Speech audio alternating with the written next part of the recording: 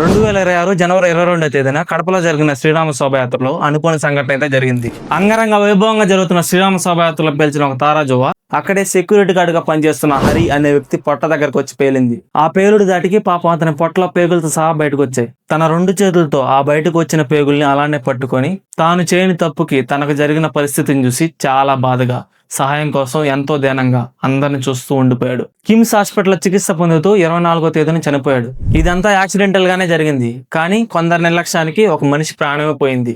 దీనికి ఎవరు బాధ్యత వహిస్తారు? శ్రీరామ శోభయాత్ర జరిపే ఉత్సవ కమిటీ ఆ చనిపోయిన వ్యక్తి కుటుంబానికి 10 లక్షల రూపాయల ఆర్థిక సహాయం చేశారు. చనిపోయిన వ్యక్తి భార్యకి గవర్నమెంట్ జాబ్, అతని కొడుకు చదివినంత కాలం ఉచితంగా చదివిస్తామని హామీ ఇచ్చారు.